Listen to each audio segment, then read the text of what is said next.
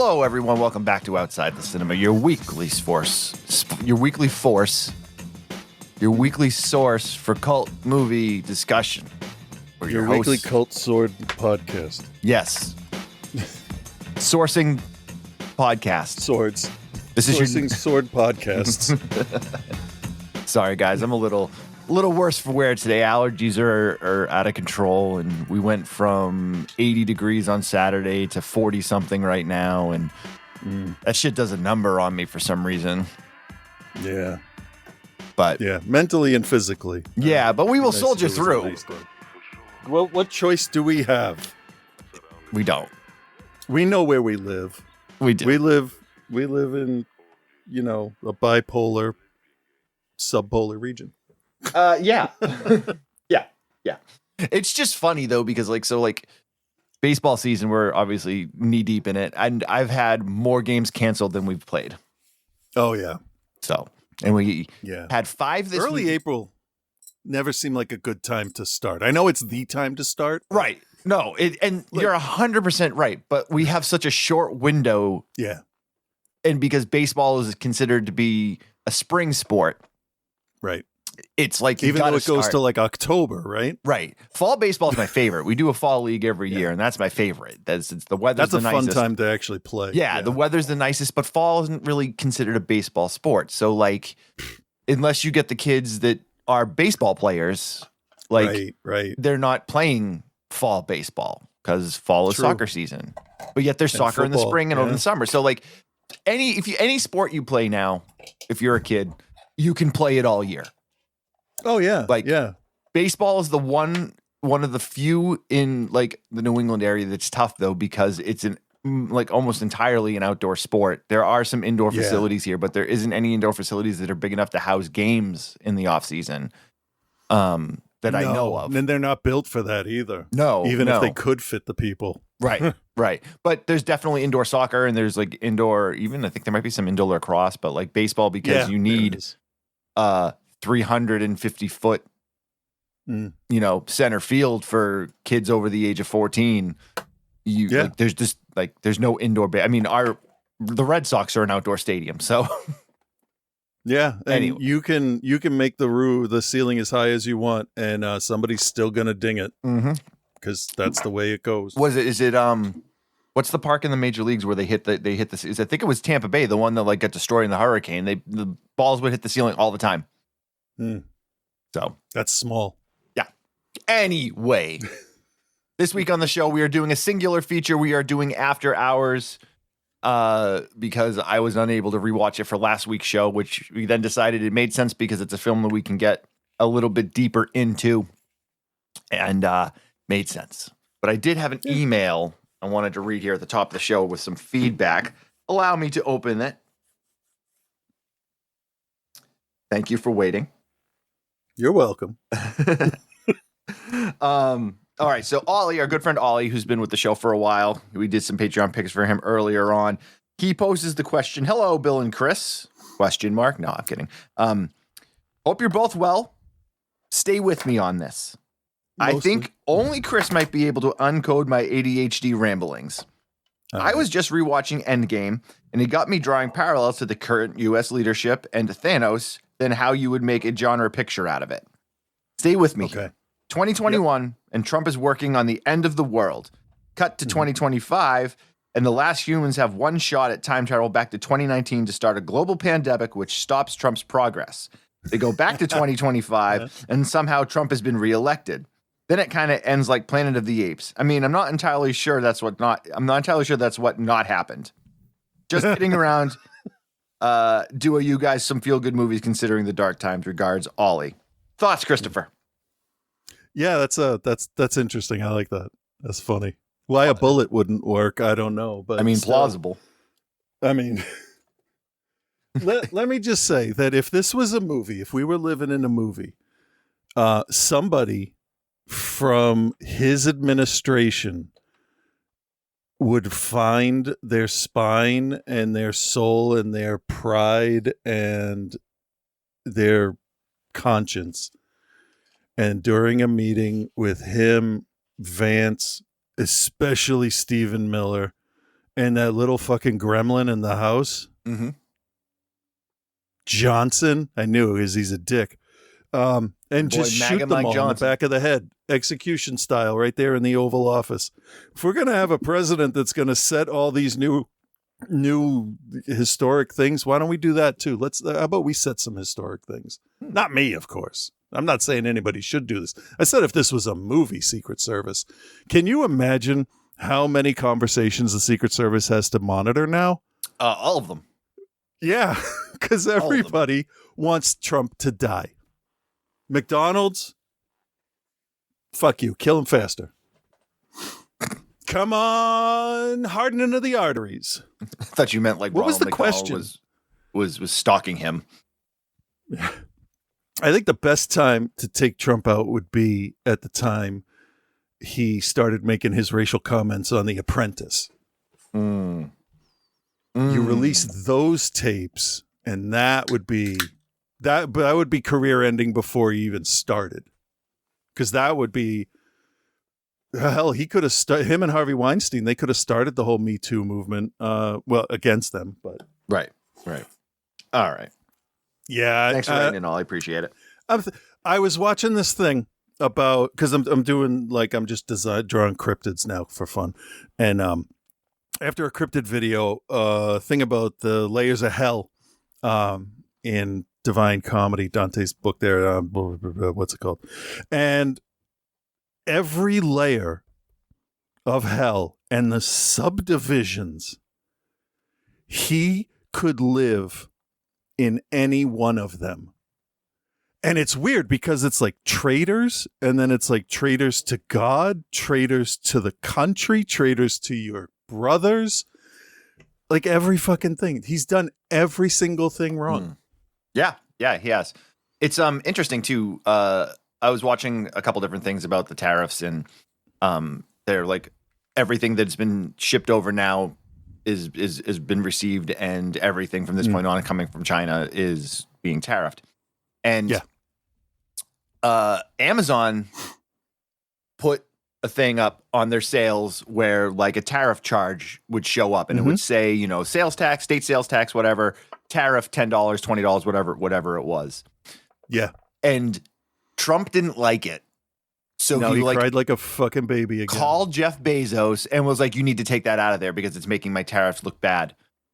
Yeah. And and then Bezos did it, which like, yeah, because he's a cuck. 100%.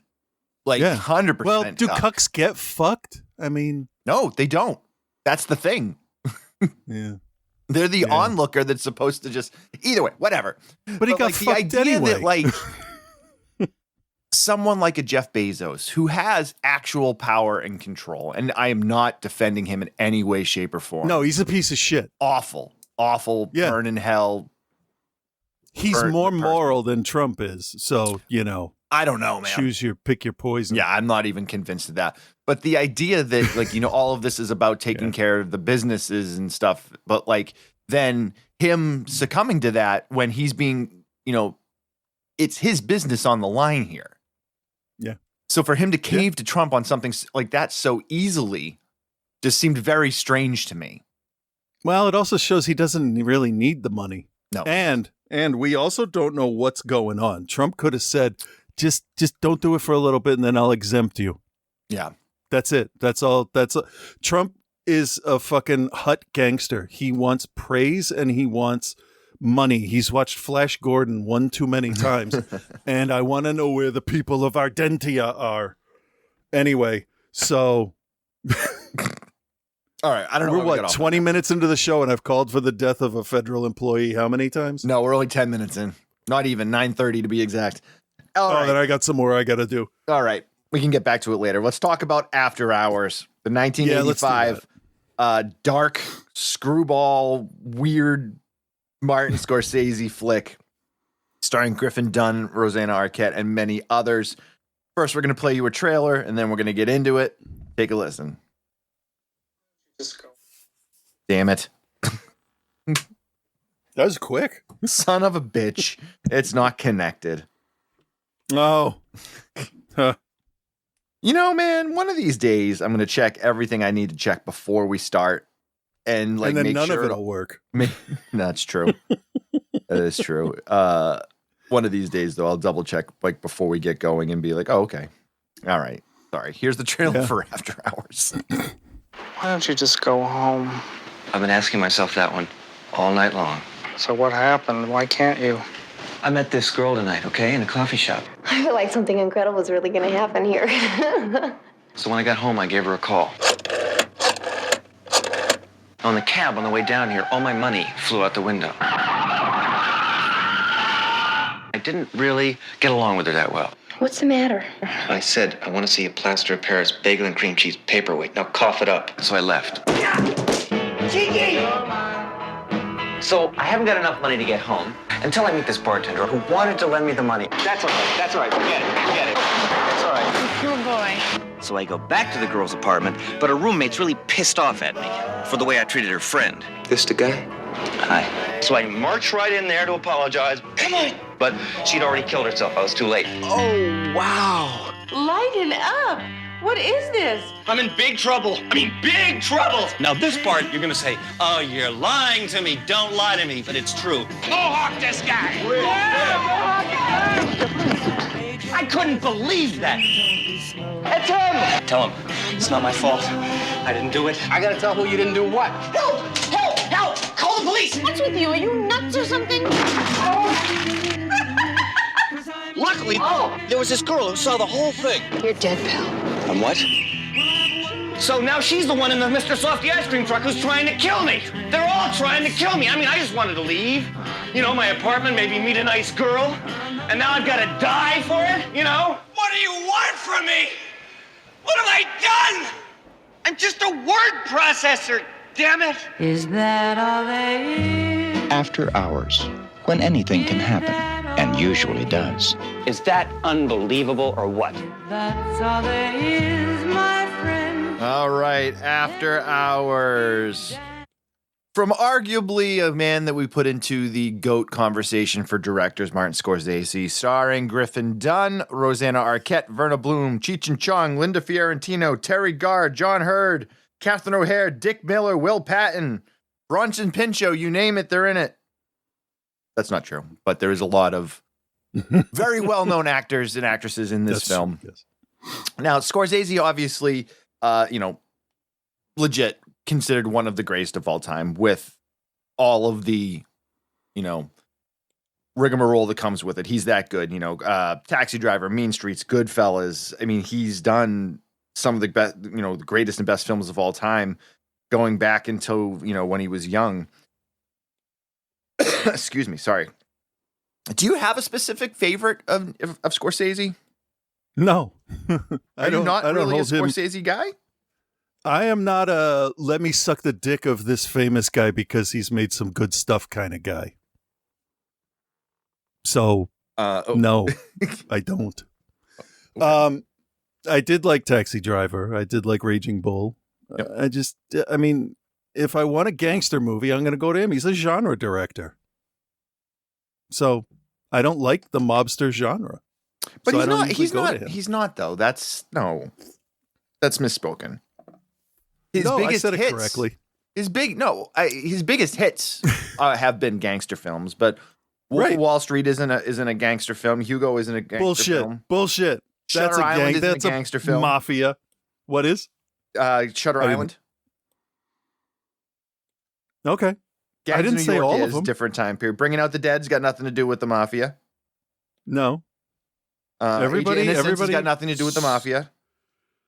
Yeah. Cape I Fear know. is a singular crime angle. I know. New York Stories is not. You're not going to convince me. I am. mean, he's known for, what did he win his Oscar for? The Last Temptation of Christ. No, he didn't. He won it for No. yeah. God, no. But let's be honest. When he won the Oscar, Oh, you don't? No. Answer the question. What did he win it for? He won it for The Departed.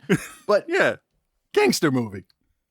it is pretty much kind of a given thing though that The Departed is not even one of his best. It was like, well, we kind of fucked up. Oh, here. yeah, I know. The Academy's just bullshit. They're like, we fucked up the year the Goodfellas came out, so we're gonna give it to you now.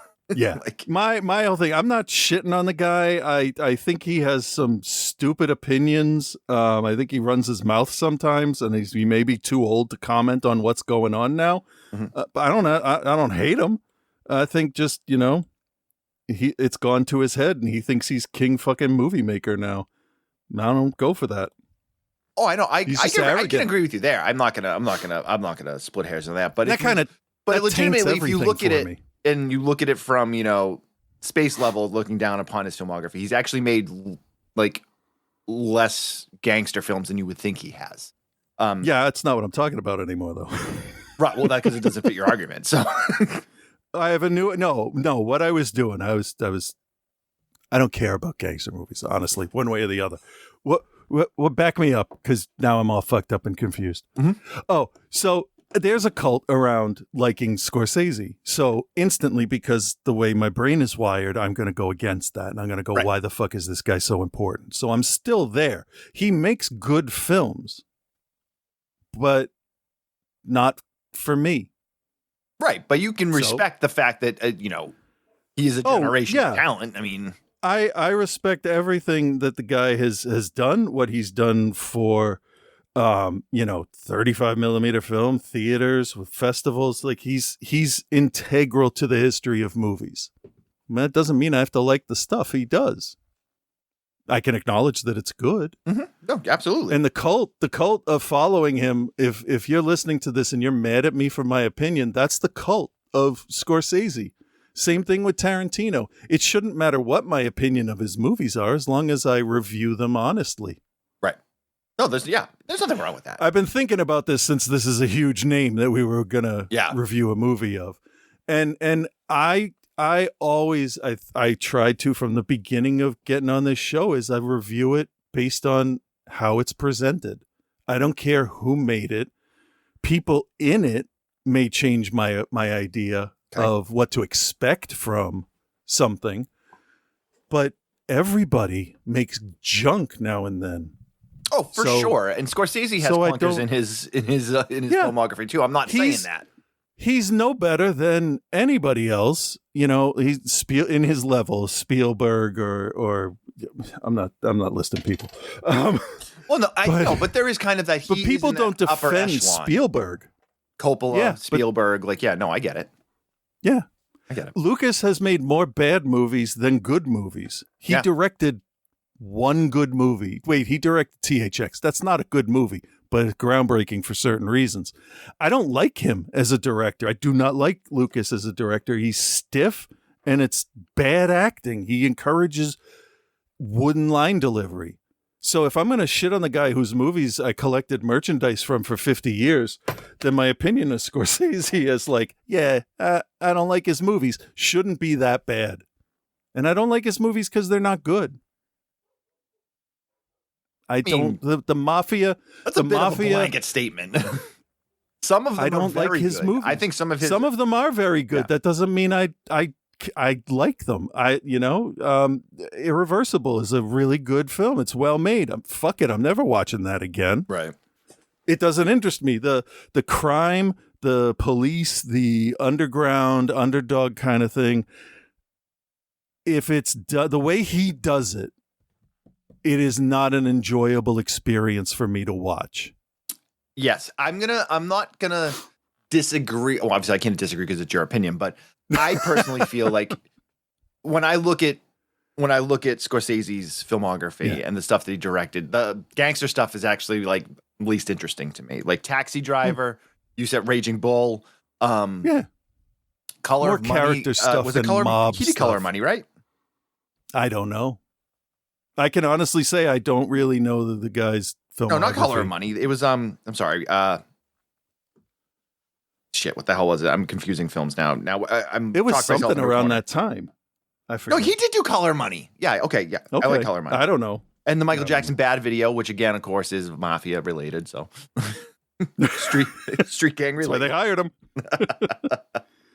No, the mafia, the mob thing, it's just, that's the trope. That's the thing you hear all the time from people that would be like, I don't give a shit about what he does. Well, okay, but do it right. Say what I said finally in the end there. Say something like it doesn't click for me. It's fine if stuff doesn't work for you. Right. The end of Carlito's Way, I thought, was absolutely fantastic and the most tense scene I had seen in a theater up to that point. But I don't know, maybe his characters aren't as likable. Because for sure, Griffin Dunn is more enjoyable as a rotting corpse than he is as a human being in this. Mm-hmm. Agreed. All right. That might have something to do with it too. Shitty characters. Not characters that are shitty, characters that are people that are shit. Yes. So After Hours is a very interesting film in his filmography. It came around the time of Color and Money. I think it was the one he did right before Color and Money, if I'm not mistaken. But post Raging Bull and post Taxi Driver. So he was a very well-established director at that point. And After Hours really is this kind of weird, quirky, dark comedy that doesn't, even looking at his full filmography now, still kind of sticks out as something just very different in a lot of the other stuff. I know when I watched the trailer and it's directed by him, like, are you fucking serious? Is this an AI ad? What is going on here? I didn't think this is just like this is a screwball comedy in the Taxi Driver world. Yeah, because it's a comedy, but it's dark. Yeah. It's dark. Comedy also, I mean, I could be a dick and say, well, that's a specious argument, because I don't know if I found much of this funny, but that's a different It's taste. funny in a way that's uncomfortable. Yeah. It's but not the like, kind we like. Right. Well, when you hear the term thrown around, screwball comedy, and I only said that because that's what it's listed as on IMDb. It's one of the listings. Like, you think Porky's, like Police Academy, Midnight Screwballs, Madness. like those, like, funny that Screwballs fall into that, but that when someone says screwball comedy, that's what you think about. Weird, zany, ridiculous shit. This is like ridiculous in a different way. It's dark and depressing. Yeah. It's realistically screwball. Right. But also not at the same time. Yeah, more accurately, this would be described as a comedy of errors. Yeah. I like black comedy. To me, like, I feel like this is a black comedy. But I know that because it's funny, but not for anybody involved. Yeah. And I know when it first originally came out, it did not really do very well. It just kind of like... I can understand that. Yeah. And I don't know... obviously, I can't put my head back into 1985 because I was 7 years old or whatever. But like... I don't know where this film would have hit then. You know what I mean? Yeah. Yeah. Because 85, what were the hits from 1985? I was just going to call that weekend up when it opened. Or you can even just look at the year and just see what the best performing stuff of the year was. Because I can't imagine this weird New York story like hitting in a way. I mean, yes, it's got Scorsese's name attached to it and it's got some stars that were on the up at the time. But I can't imagine it doesn't seem like it would hit for a wide audience, at least right off the bat. This is why it's more considered for a director like Scorsese to have a film in his filmography that is widely looked upon as, like a cult comedy, like an all-time cult comedy. It doesn't make sense. I don't know if I would put this under comedy if we were doing cult, Black comedy. I feel like I live there. Yeah. Yeah. I'm getting there. It made $45,000 in its opening weekend. Okay. And it made $10 million total, so that's not great. I wonder what its production cost was. So 85, looking at the stuff that was like big. So this is the time of like kind of weird, like, so like the stuff, Transylvania 65000, Once Bitten, Life Force. Agnes of God opened the same weekend. Excuse me. And Mishima, A Life in 4 Chapters. Before that, let me just go back 1 month since that's like the second week. Fright Night had come out August 2nd along with Weird Science and Follow That Bird. all on the same weekend. And then it was Summer Rental, My Science Project, Real Genius, Pee-wee's Big Adventure, and Dance with a Stranger. And then it was Volunteers, Return of the Living Dead, Year of the Dragon, The Bride, and American Flyers. Followed by, on August 23rd, Teen Wolf, Ghostbusters re-release, Godzilla 85, Better Off Dead, The Protector, Warning Sign. August 30th, the re-release of Gremlins, American Ninja, Compromising Positions, and Flesh and Blood. Okay. Well, looking at the gross, no one had any money to go see this. Well, no, That's an and you didn't amazing even month, You're isn't not it? even mentioning the top 10 grossing films. Number one. No, I'm just going through that month. Number one, Back to the Future. Yeah. Number two, Beverly Hills Cop. Number Nothing three, opened up Rambo, First Blood after. Part 2. Number 4, Yeah. Rocky 4. Number 5, Cocoon. Number 6, Witness. Number 7, The Goonies. Number 8, Police Academy 2. Number 9, Fletch. Number 10, View to a Kill. Yep. So there you Yep. have it. That was a stacked year with 85 arguably was. the top 4. Mhm. Well, if you look at the top 10, 6 of those films are all-time classics. Yeah. Back to the Future, 84 Beverly and Hills Cop, 85 First were Blood, Rocky, fantastic. and The Yep. Goonies are all certified classics. And then films like Fletch and Police Academy have obviously they were popular at the time, but they've also held the reverence over the years. Yeah, but Police Academy was a juggernaut when the first one came Well, out. that's the second. That's the second one, and the second Yeah. one was still in the top 10. Yeah, the first one fell out of first place for a week and then came back. Yeah, the original Police But Academy is hilarious. after that month of re-releases at the end of summer, right? So then we go to Agnes of God, and here's what came out in the weeks after those movies. Okay. We had Creator, which was with Peter O'Toole and Marielle Hemingway. Morons from Outer Space, Invasion USA, Maxie with Glenn Close, I guess. The Journey of Natty Gann, Ron by some Japanese guy, I think. Sorry, that is a Kurosawa film. Commando was October 4th. So the next big feature for outside of Ron, because that's foreign film, so it's not anyway, is Commando on October 4th, a whole month. They just dropped September, it seems. And Commando Commando on this list is 21 in terms of grossing. When was Thunderdome? Where did After Hours come in? Thunderdome was in July. Yeah. Pee-wee's Big Adventure, Pale Rider, Breakfast Club Mask. Yeah, this is a Jewel of the Nile, Fritzy's Honor, Last Dragon, Fright Night. Weird So Science. then it's not even a thing. We got Jagged Edge, and then the next week Silver Bullet, Remo, Unarmed and Dangerous. I don't know. They must have changed that name at the last minute. Sweet Dreams, Better Off Dead. Reanimator was October 18th, along with the Quiet okay, so Earth. here, well, we can curb this right here. Out of the top 100 grossing films of 1985, Yeah.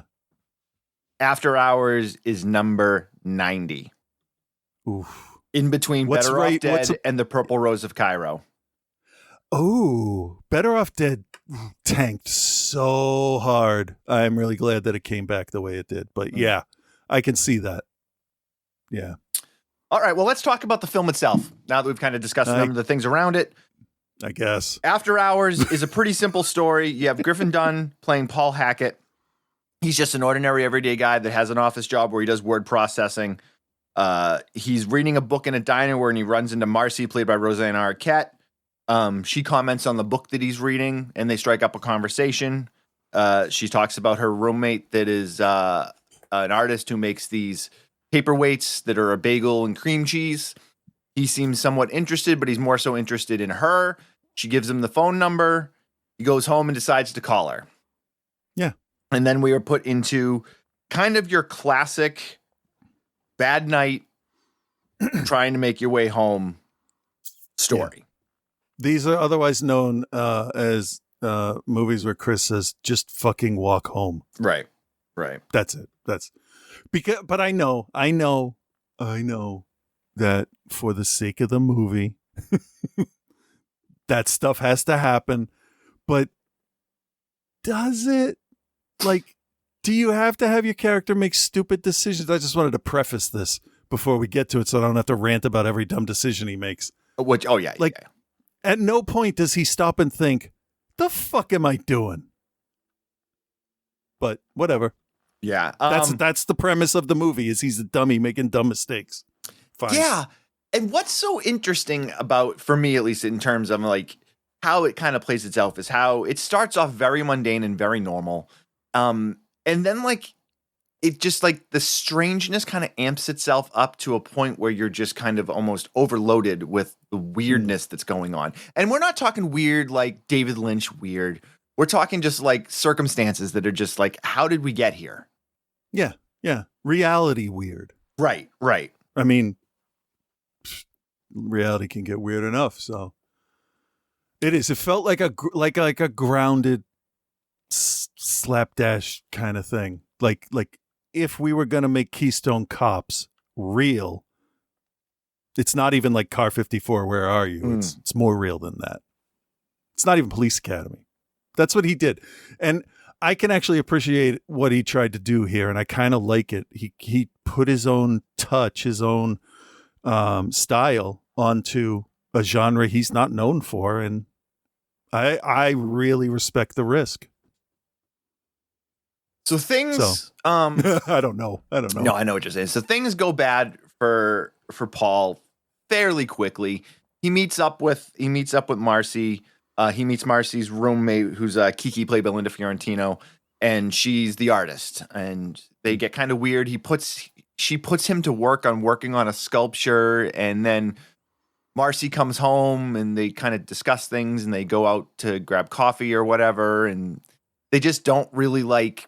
They don't click. Is kind of the best way to put it. She's a little weird, and she's kind of, she sounds like she's maybe hiding some things. And he's just kind of not into it. Yeah. I definitely saw the here, you finish this for me, as how you would get what's his face? Michelangelo would have a production line of painters or I forget the artists. It used to be this whole thing we learned in school where you're getting a reproduction of a painting from, say, Monet, but it's this group of people that are producing them under his supervision. But you think it's coming from the real artist, and you'll pay whatever. But it's this fucking schmuck that walked in off the street, slapping this stuff on, not knowing what he's doing, and you're still going to pay artist prices for it. That was clever, right? I like that. So he goes back with Marcy to the apartment, and kind of just like it's just not working. So he's just like, he doesn't even say I'm going to get out of here. He sends her to the other room to get the paperweight or whatever, and he just kind of dips out. Right.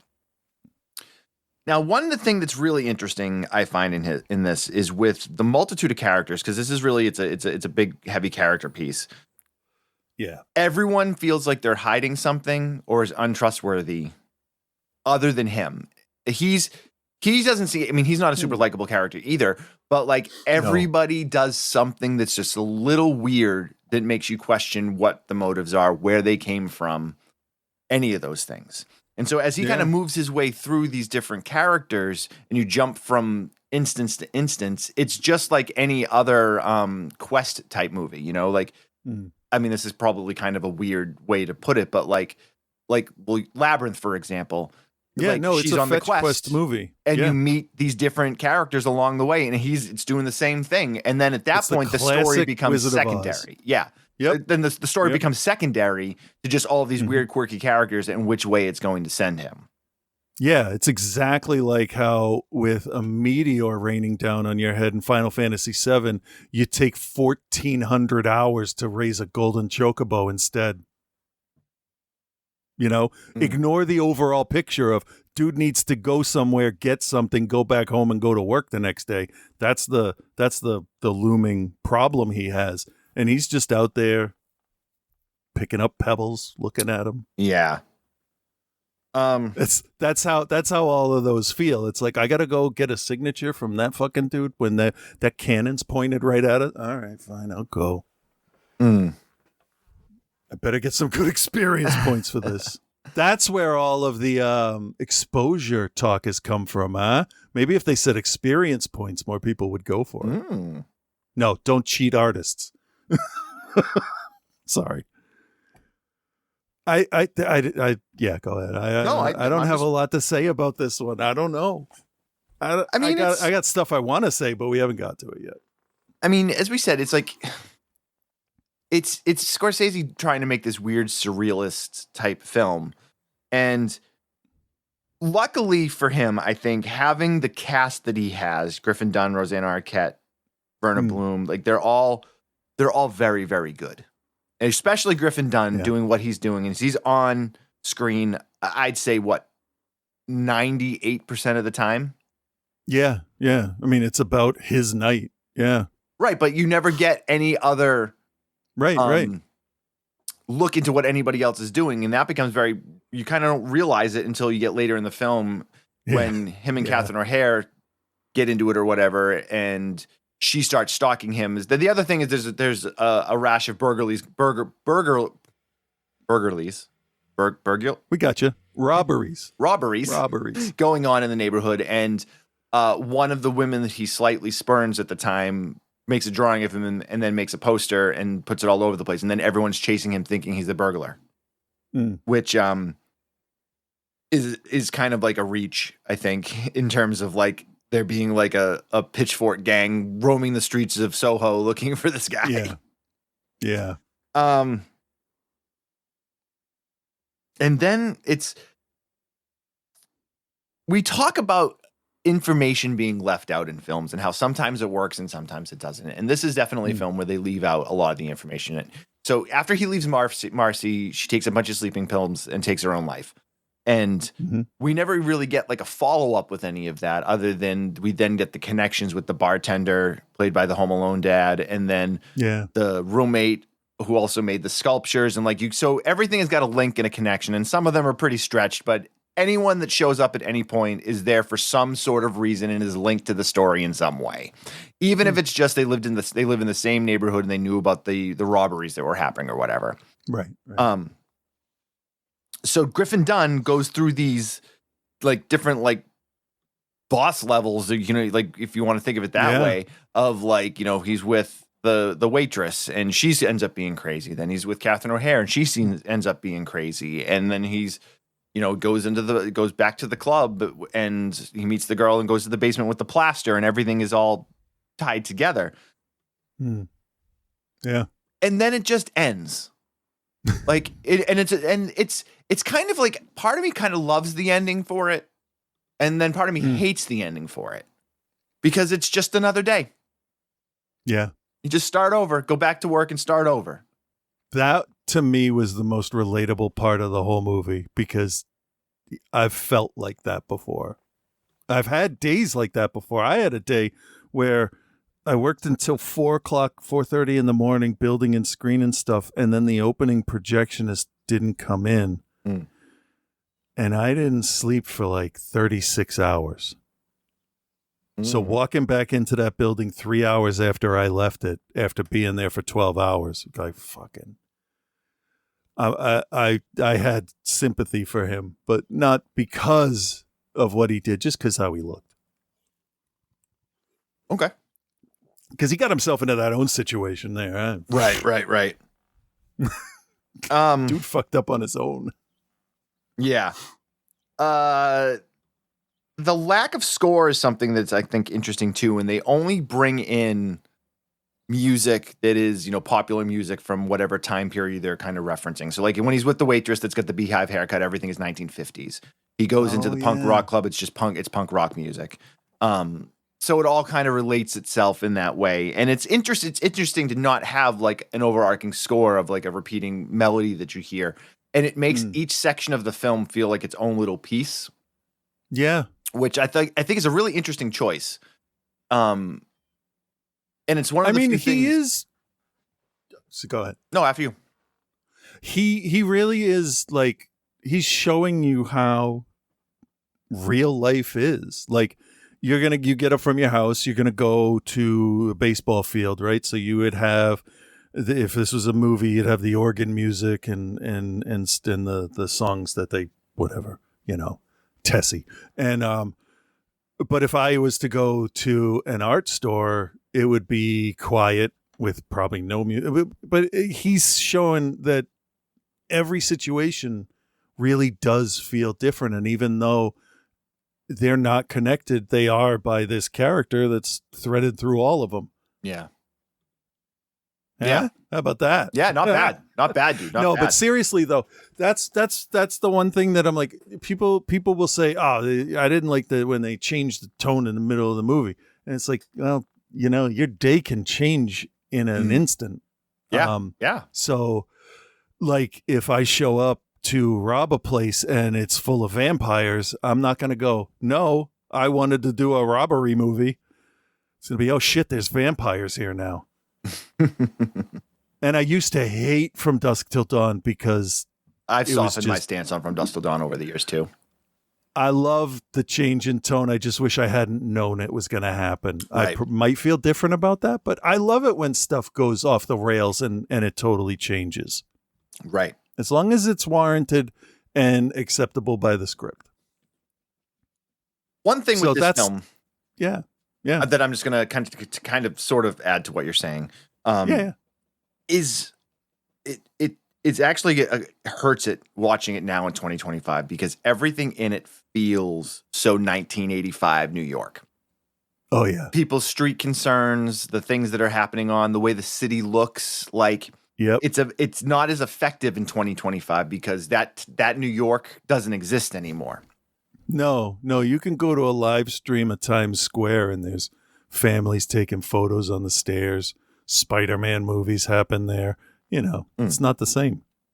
And the other thing that I feel gives this another kind of like downgrade for me is that everything is so ridiculous and so absurd as it's going on that by like a little more than halfway through the film, you start to stop caring about for me at least, I stopped caring about what was going on. Like it was just, I'm like, this is just, so he meets another woman who wants to jump his bones, but he doesn't make it work because he says something stupid. And then like, it just like starts to spiral itself to a point where I'm like, I don't care anymore. Like, what are we even trying to do here anymore? Yeah. It's almost like the Dear Penthouse, and then they're like, well, let's see how we can fuck this guy's night up. Yeah. I couldn't get any. And that's really what it is. It's a wannabe sex comedy. Yeah, without any it's all those, I gotta get laid before I graduate high school. I say this summer at camp, all of us get laid. Yeah. Yeah. Because you can declare that and that'll happen, right? Right? Right. Yeah. So also I think that's what happened when I did it. What? Yeah, and for me, this movie, like, I'm obviously a bigger Scorsese fan than you are, but like, I'm not like everything he puts out, I'm like on it. You know what I mean? Right. Although Flowers of the Blood Moon I thought was pretty good. But what the hell was my point? Shit. Oh, I've seen this movie now probably. This is maybe the third time in my lifetime I've watched this. And it is absolutely a law of diminishing returns as you watch it. So I remember watching it for the first time when I was probably, 13, 14 years old. A number of years after it was released, but it was one of those things where I was getting into kind of weird, wacky comedies. At that age, obviously, I loved sex comedies. So shit like Porky's and like in Police Academy and stuff like that. I'm like, there's going to be a funny sex scene in this, like, oh yeah, I'm down. Yeah. And this was one of these films that, for whatever reason, was kind of in with those movies. But then when you watch it, it's so far from that. And I remember watching it as a 14-year-old and just being like, I like this, but I don't know why I like this. And then watching it again a number of years later, probably when I was like in my early mid-20s, being like, now that remembering how it kind of plays itself out and being like, okay, well, this isn't as special as I remembered it being. And now watching it again in my 40s, I'm just kind of like, oh, not like, this is all like, what's the hubbub about? Like, And this goes back to when we started our conversation about this film, about how you're like, I don't understand the cult of Scorsese, because watching this now for the third time at age 48, I don't understand. I'm like, why? You're only pumping this movie up because Scorsese's the director. Yeah. If See how I brought that back, dude? You like that? Yeah, nice. I do. I was trying to think, how would this look if De Niro was in this role? What would it do? How would it change the movie? And it would make it way too serious. De Niro is a fantastic actor. I'm never gonna, shit on him for all the stuff he says about Donald Trump out on the street. I love the guy, but I don't think in his career he was ready to do frazzled but still approachable. De Niro at that time seemed intimidating and distanced. He didn't soften until Meet the Parents. It was really that's what I was thinking. Yeah, and he was in his 60s at that point, right? Yeah. So the whole cast could change the whole feel of it. So, I mean, as much as I don't like Griffin Dunne in this, he's a much better choice than some of the other people I think he could have gone with. Well, it's honestly, it's a really tough role to cast because you go with De Niro, it's too serious. You go with Chevy Chase, it's too silly. You go with Steve Guttenberg, it's too silly. Go with Pacino, it's too serious. Well, with Guttenberg too, it would be too sincere. Yeah. Right? He's got that innocent Mahoney kind of thing going on at this time. Yeah. Yeah. Tom Selleck maybe can pull that off. Yeah, but Ted he's Danson, a bigger guy. Unwittingly just named all the members of Three Men and a Baby, by the way. But yeah, exactly. I think it works with Griffin as well, too, because he's a little guy. Yeah. And the little guy can freak out and wave his arms around and yell and stomp in the street. And it doesn't look as funny as like John Lithgow doing it. Yeah. So it's not a bad choice, but he just comes off as a fucking douche. Yeah, I agree. All right, well, let's see if we agree when we grade.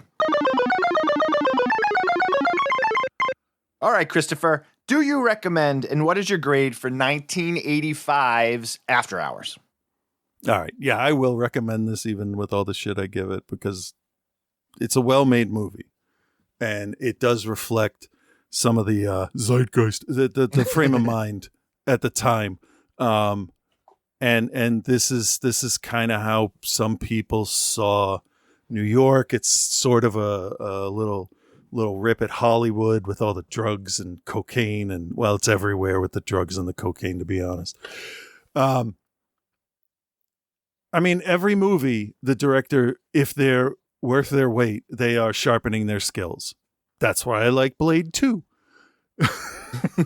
So, and he is sharpening his skills here and he's branching out and he's trying something different. And because he is this historic name in filmmaking,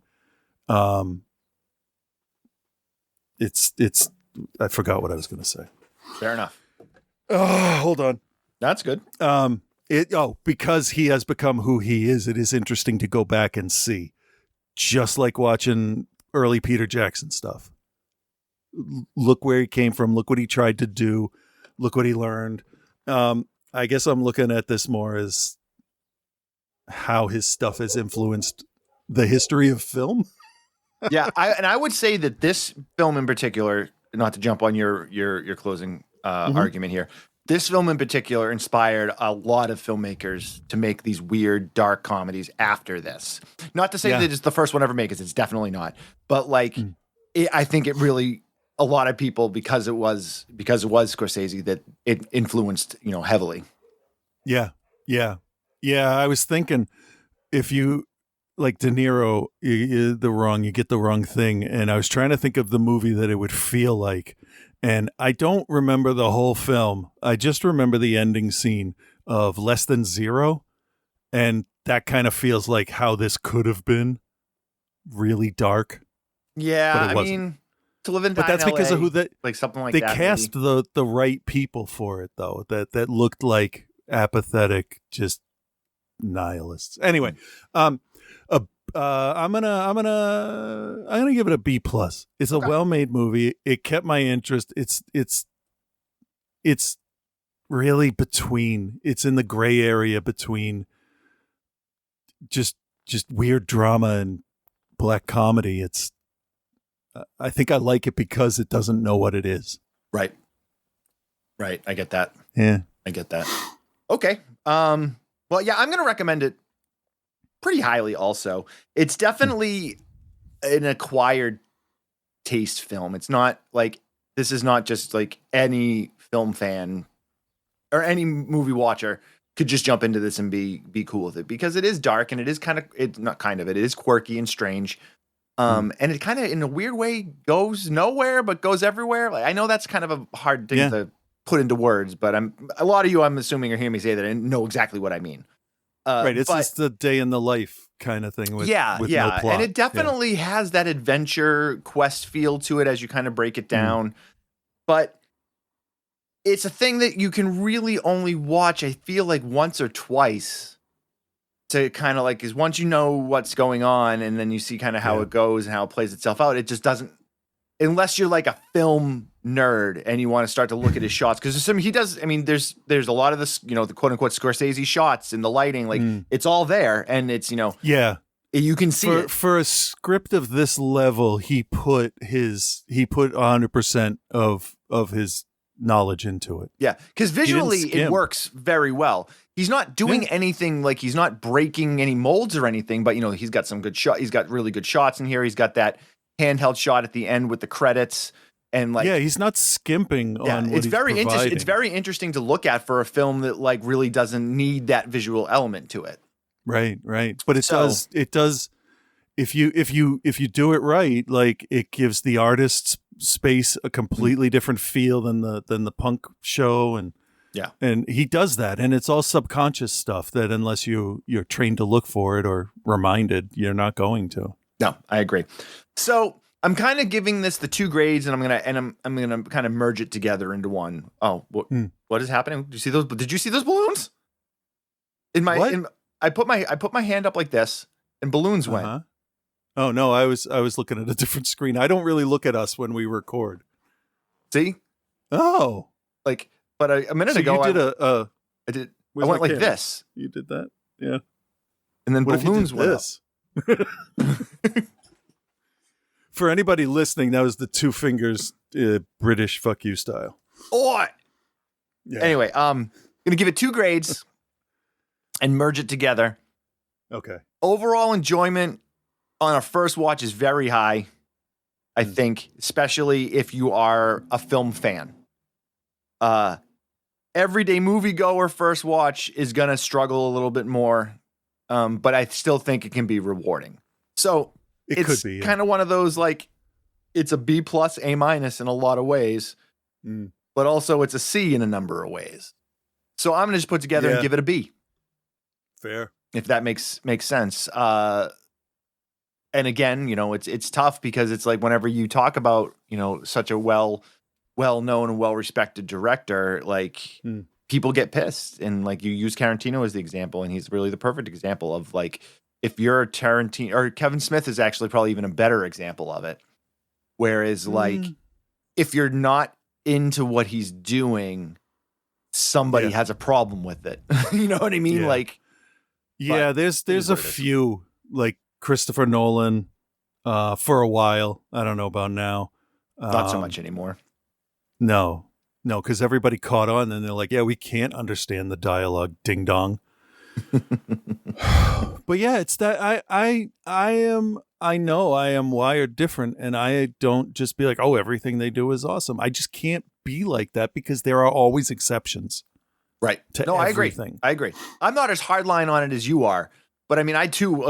We've talked about. Well, it's not. It's not a conscious decision. I just realize it. No. But I know exactly. I know exactly what you mean, because I am also in that ilk of when somebody really pumps something up, I'm more inclined to dislike it because you're telling me that I'm supposed to like it. I'm like, I don't want to fucking.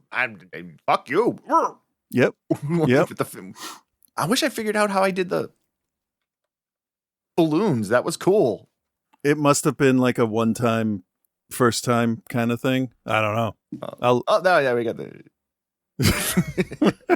All right, let's bring Joe in. He watched the third Mummy film this week, which I think is actually I think it's the last in the Brendan Fraser run. So let's see what he thought.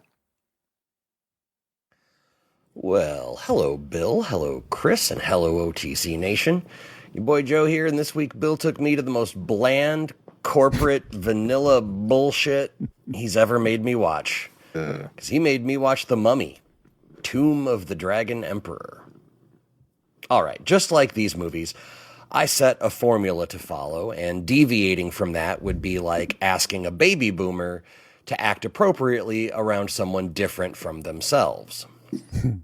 7 years passed between The Mummy Returns and this lifeless dead fuck pretending to be an action-adventure film, putting us square in 2008. Oh, no. W and the vice president with the most appropriate first name ever had put us in a recession not seen since his daddy was in office. It's almost as if... No, you know what? You know. We all know. I'm not going to do it this week. It's fine. It's fine. This is supposed to be an escape. I'll let the notable films from 2008 speak for the tone of that year. I've only got a few favorites on this list, starting with 300. That movie had me walking out of the theater wishing a motherfucker would. I was hype. Credit to that film, it kind of inspired me to start working out and get healthy. All right. Gutterballs is a sleazy bit of Canadian trash that I watch probably once a year. One of my all-time favorite documentaries, Not Quite Hollywood, came out that year. Oh, yeah. I love all the documentaries those guys did, as did Martyrs. And it still haunts me that we don't know what Anna said to Mademoiselle at the end of that movie. Like, it actually haunts me. Like, what the fuck did she say? Mm-hmm. That's about it, because everything else from 2008 is either recycled video store trash, like 2 Lost Boys sequels that, we asked for it, but they just didn't deliver it. The start of we're making a bad horror movie bad on purpose. Isn't that fun? Worse yet, movies like the Prom Night remake that make me not want to watch movies anymore. And enormous... huge, massive budget, tax write-off tentpole films that have all the soul of a blank sheet of unhung drywall. Like 10,000 BC, The Spirit, The Happening. The Happening. Yeah. The Happening. Yeah, we heard you. Yeah. We had the first Twilight film. The Happening. Oh, 2008. And American conservatism got me all riled up this week. It's been a while, but the seat is still warm where I left it, so let's fucking go. I'm going to set aside the snark for just one moment to say that I fucking love Jet Li. I think he's maybe the most dynamic, physical martial artist on screen, and also a very good actor to boot. I can't imagine anyone listening to this is unfamiliar with Jet Li, but if you're not well-versed, check out Fist of Legend, The Warlords, Tai Chi Master, and the entire Once Upon a Time in China trilogy. Oh, they're so good. So here he is, like an ancient Chinese Elon Musk. He's a fucking dork who's bent on ruling the world and fucks over everyone around him and can't keep a woman to literally, in this case, save his life. There's Quark. He gets mummified in terracotta, and it's one of those few cool things in this movie that they're touching on the real-life phenomenon of the Chinese terracotta warriors, which I've actually seen when they were on display at the Field Museum of Natural History in Chicago. Greatest museum on the planet, by the way. Nope. Rick and Evie are now empty nesters, living in the English countryside on an estate that rivals the one we see in the Great British Bake Off, and they're bored because all they have to do is be super rich and enjoy their hobbies. And my sympathy for these characters in this movie is about as empty as a diaper that has yet to be put on President Adderall by an unpaid staffer. Their son Alex is now in his early 20s, by my guess, and whoever wrote this had just watched Temple of Doom over and over and over, and wrote this kid like he was like a homeschooled Indiana Jones. Yeah. Like he doesn't listen to anyone else's thoughts. He's needlessly combative and doesn't know when a girl is into him. They also watched Temple of Doom a handful of times because they bite half of it in the first act of this now lifeless corporate property pretending to be an action movie. Let's be real here. Every franchise will either have the slump it needs to recover from or the one that kills it deader than Lindsey Graham's sense of honor. And boy, was this the toaster in the bathtub for The Mummy. It was also just about the time that Brendan Fraser started going through, well, all the shit he went through. Props to that guy for persevering. Jesus. I might only like about 33.3 repeating percent of the movies he's done. But the ones that I do like, I love. And I think he's a genuinely charming person and actor, and very funny, and he deserved better. Wow, that got serious for a minute. Pardon me. This thing clips along just as fast as the other Mummy films, but with only half the soul and a quarter of the charm. Normally, I wouldn't even care, but the backstory is actually interesting, and it seems like they had the seeds of some good ideas here that just wouldn't germinate, and honestly, that kind of makes me madder than anything else. They also, and this is despite being a movie set in a world where mummies come to life and magic is real, they also lost me when they introduce a trio of friendly Yeti monsters who understand Chinese and know how to build a travois. That's like the little stretcher thing that you carry. The good guys win, huzzah. We lose for having watched this movie, and we didn't even get to look at Rachel Weisz for 90 minutes. All due respect to Maria Bello, but, you know, it's Rachel Weisz. Jet Li and Michelle Yeoh. Oh, did I mention that Michelle Yeoh is here too? Don't worry too much. Neither is in the movie nearly as much as they should be, but I think they're both fucking great. Everything good I said about Jet Li up at the top there, you can go ahead and put that on Michelle Yeoh as well. They're both great. Here's the thing. The good. I'm sure someone was probably introduced to Jet Li in this film and explored his damn good catalog of films. The bad. Someone probably didn't explore those movies because this thing is as lame as your uncle who told you they'd never fully go through with Project 2025. The Mummy, Tomb of the Dragon Emperor, gets a C-. At least it's pretty to look at. Let me go back to the good. It's really pretty to look at. I'll give it that. Which leads us to my homie Bill. What's next, sir? We're tackling the Conjuring universe next. Oh, no.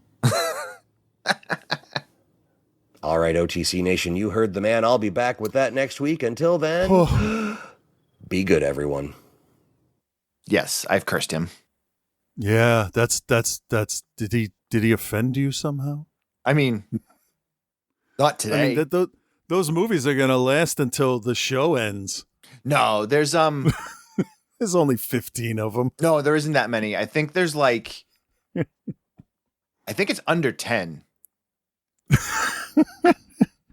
Okay. I think it's under 10, but I'm not positive. There's like The Conjuring, The Conjuring 2, there's the Annabelle movie, Conjuring 3, Devil Made Me Do It. That one. Second Annabelle movie. Yeah. They're just sticking the Warrens in every possible place they could stick them. And they were just terrible people. So, yeah. Yeah. You're The Conjuring. Just... It's too many. Hang on. No, we need to film franchise. Okay, so we got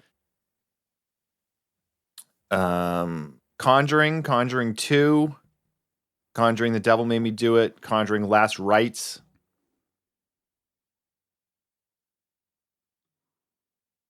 Oh, the Nun movies are technically part of that too. Yep. Annabelle. And Annabelle. That's why I said Curse of La Lorna. La Llorona. La Llorona. Yeah, whatever you said. All right, sorry, dude. Sorry, bud. Sorry. All right, but speaking of sorry, let's move on to Scott, because I'm sure he's sorry about something. Or maybe we're sorry about it. I'm not sure this will be too long of a segment this week. You see, Who gives a fucking shit about any of this? All right, there we go. Yeah.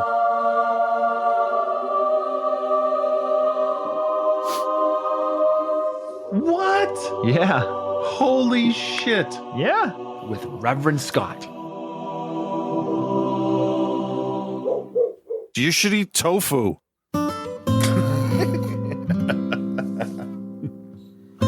Hey there, Bill and Chris. This is Reverend Scott. An almost incoherent slime ball? A bit harsh, but fair. No. Last weekend, I took time out of my busy week to see Hollywood's latest cash-in sequel starring Ben Affleck, John Bernthal, and Cynthia Addai Robinson?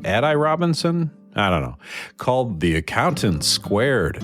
I think it's supposed to be The Accountant 2, but the 2's like way up there in the upper right corner, so fuck you, it's squared. I didn't ask. So while I typically spend a lot of time going over the plot of the movie I'm reviewing, I'm going to kind of briefly skim through it this time so we can focus on other things. Okay. Good.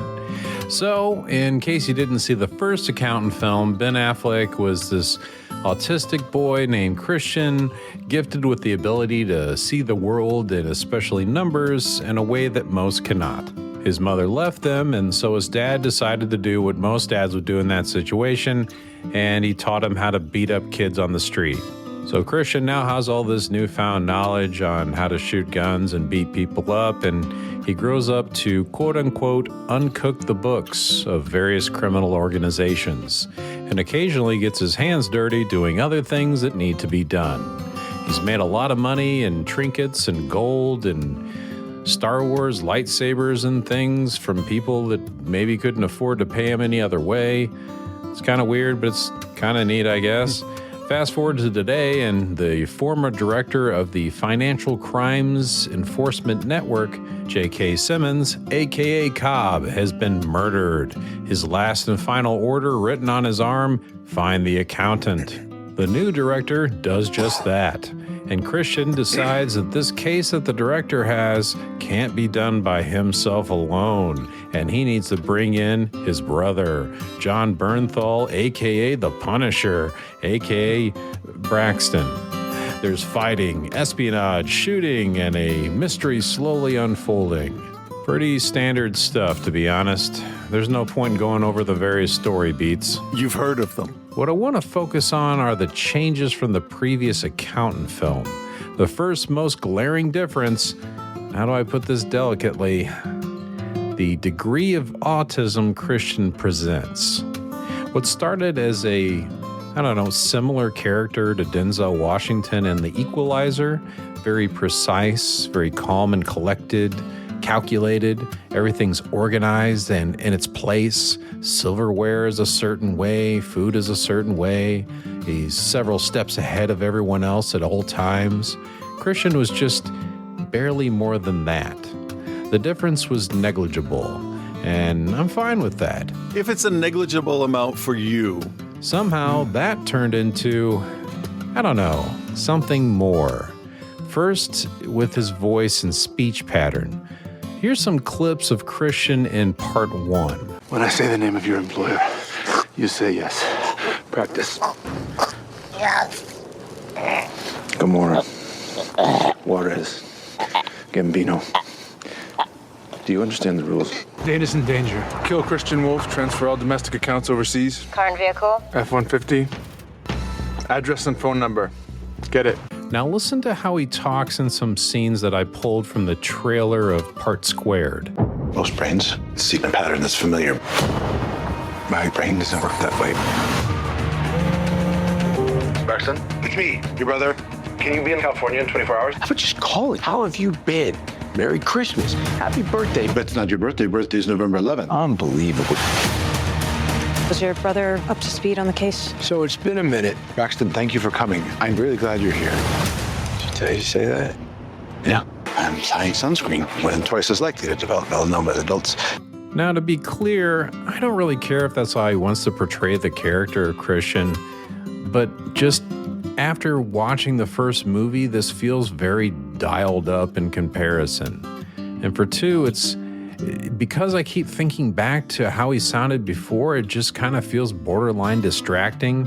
It's like a caricature of an autistic sounding man at this point. It's interesting. But here's the thing. When John Bernthal's character enters the movie in a brothers/buddy cop type of role, my concerns about what Ben Affleck is doing slowly start to fade away. In my head, I'm thinking, what the fuck is this guy doing? But there's just something inherently likable about him too at the same time. The chemistry, the camaraderie, the comic timing between these two men became the highlight of the movie. It just made me so happy. They complemented each other's personalities so well and seemed so comfortable with each other on the screen. I mean, there's a lot more comedy in this movie compared to the first one, unless I'm just not remembering the first one very well, but I swear to God, this one's got a lot more comedy. And there's a scene in this one of them decided they just need to get a drink and they got to blow off some steam, and Christian takes his brother to a bar, and that just happens to be this like country bar with line dancing. And when I tell you it's kind of hilarious, and thankfully hilarious on purpose, you just have to take my word for it. I'm talking like this is the best part of the movie, basically. Christian tries to loosen up and fit in, and he's walking up there with everybody in their cowboy hats and cowboy boots, and he's wearing these like New Balance tennis shoes and his shirt tucked into his jeans. He doesn't want to pursue the girl that's interested in him at first or dance, but Braxton convinced him to, live a little, so he dances. It's very rare that I do that, but yeah, that's true. And all the while showing how adept he is at picking up things quickly, because he basically just watches them line dance for a few seconds and he just kind of sets right into it immediately. And he also purposefully gets into a bar fight because he knows that's exactly what his brother Braxton would enjoy doing the most. He's loose, free, and ready to scheme wherever he can. I guess it's just unfortunate that any scenes not involving Christian and Braxton conversing with each other just kind of falls flat for me in this. The puzzle they're putting together is just kind of so-so, and the resolution and giant gunfight at the end that you know that they're going to end up having is it just kind of feels paint by numbers.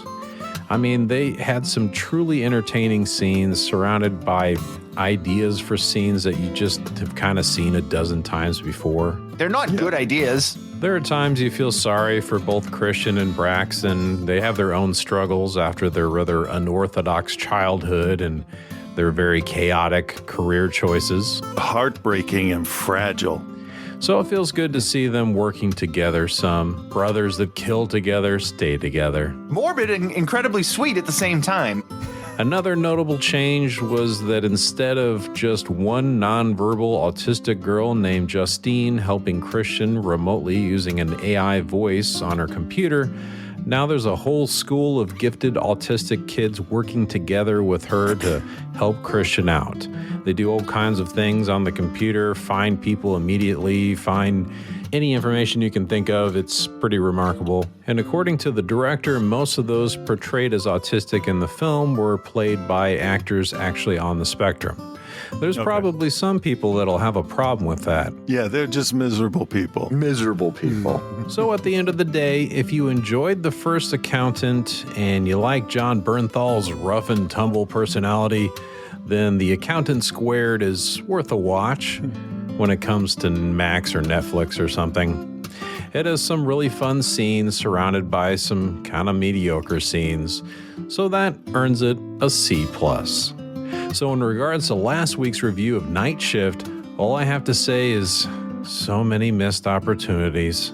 You didn't mention Drew Barrymore's mom, Jade Barrymore, as Joyce, 90210's own Shannon Doherty as Bluebird, or the standout Oscar-worthy performance of Kevin Costner as frat boy number 1? unbelievable.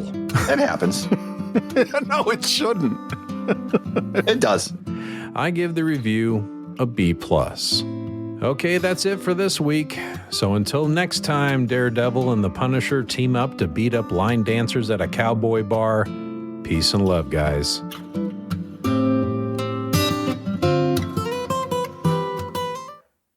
Outside the cinema, if the cult movie podcast thing doesn't work out, it's always good to have a backup plan. Okay, now I need to be an adult actor. All right. Thank you guys for hanging out again this week. We'll be back on a couple Patreon movies next week. And yeah, follow us on Instagram at OTCBill at Cthulhu. Follow us on Facebook on our Facebook group. That's really it. I think that's all I got. You got anything else? No, not this week. All right, cool. Everyone enjoy their week, and we'll talk to you soon. Bye. Bye.